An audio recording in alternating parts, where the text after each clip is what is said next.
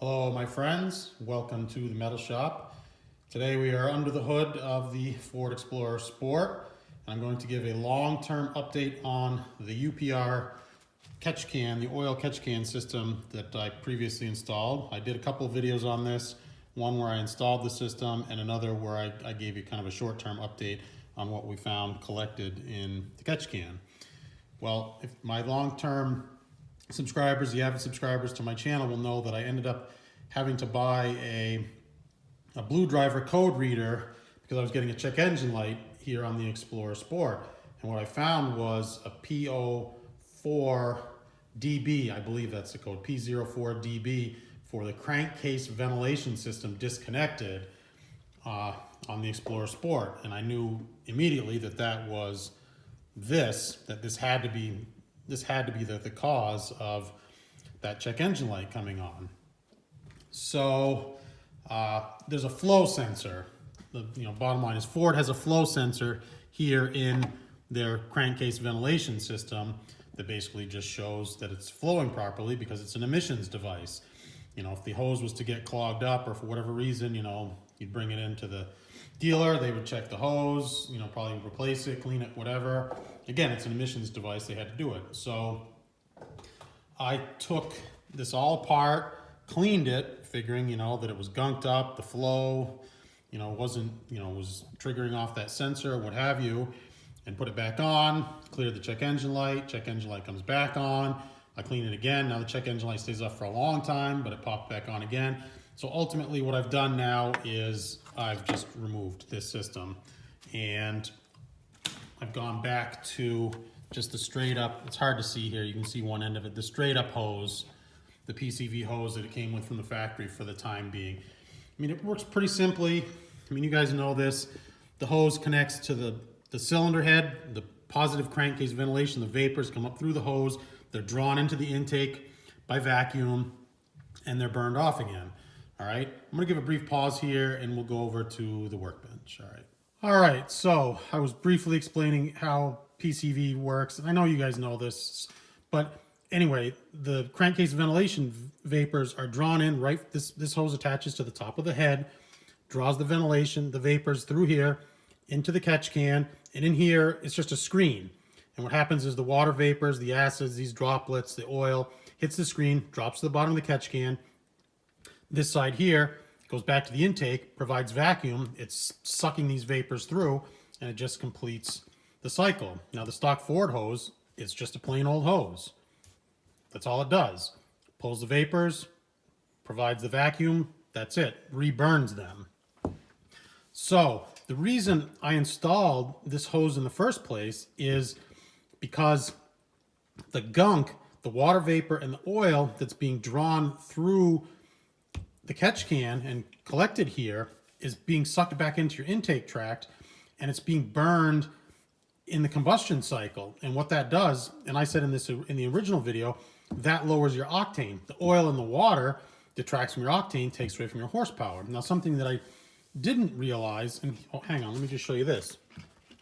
This is what I removed this last time. Now again, full disclosure, there's a little bit of carb cleaner in here that I just used to clean out, the bottom of the catch can. And this is kind of swirled together. I don't know if you can see this. There is some gunky, oily residue on the bottom, and it's largely water vapor. This is nasty, noxious smelling stuff. It's awful. I had to wash my hands 3-4 times to get it off my hands yesterday.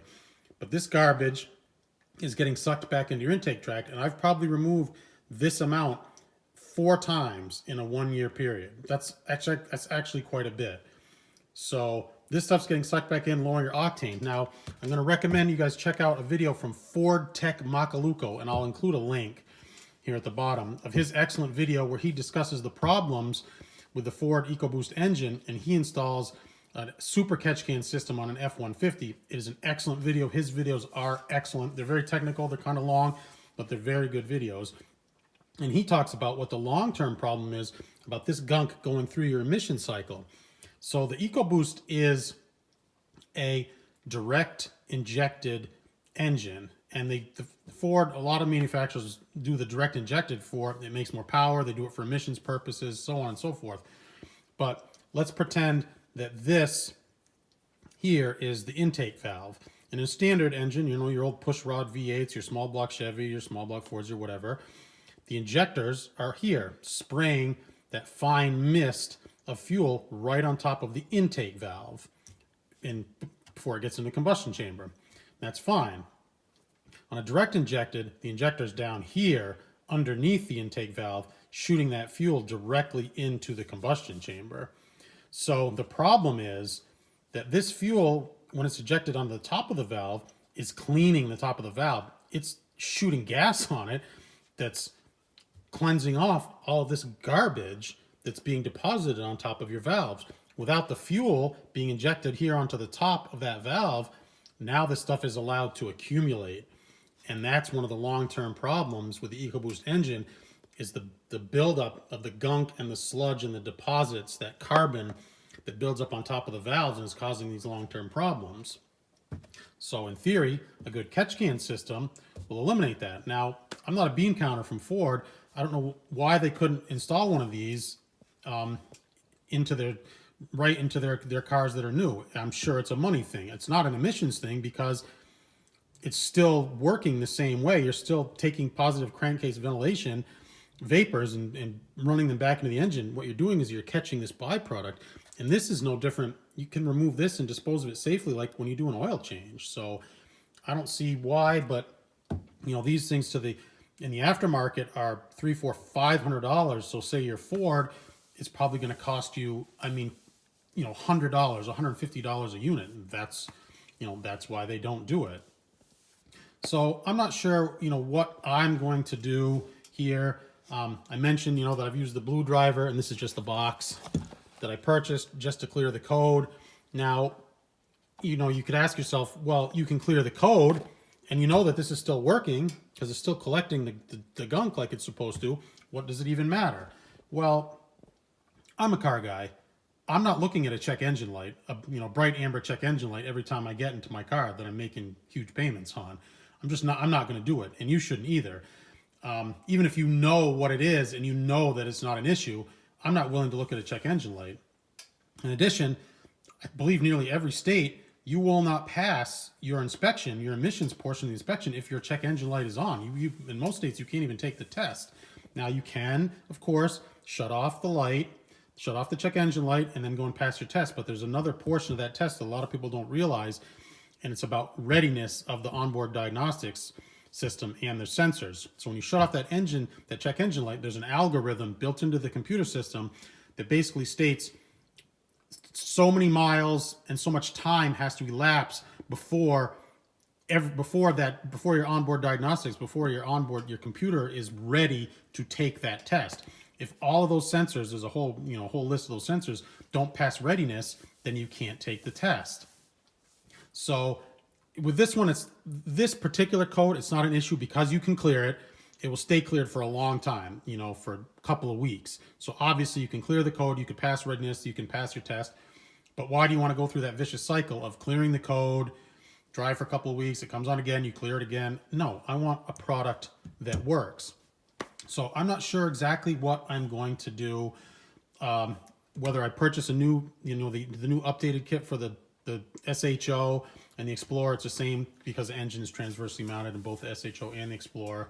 If I buy one of those new kits for $370, I mean, I want a good working oil catchment system in my expensive car. I don't want this junk going back into my intake, and I certainly don't want this building up on the top of my valves, causing, premature failure of the engine, or, thousands and thousands of dollars in repairs once this thing is out of warranty. So anyway, that's just a long-term update. I have had to remove the UPR catch can, the oil catch can system from my Ford Explorer Sport.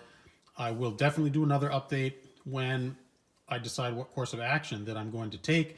If I replace it, I'll document that.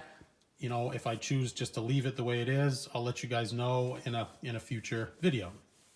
All right, so again, I'm going to give you the link to the Ford Tech Macaluco system videos on when he installs one, but he does a much better job with diagrams of explaining how direct injection engines work and what the problems are the inherent problems with the Ford EcoBoost engine. All right. So as always, my friends, I'd like to thank you for watching. I really appreciate your support. Please give me a thumbs up, the like, the subscribe. Please share my videos if you are so inclined. All right. Take care, my friends. Bye-bye.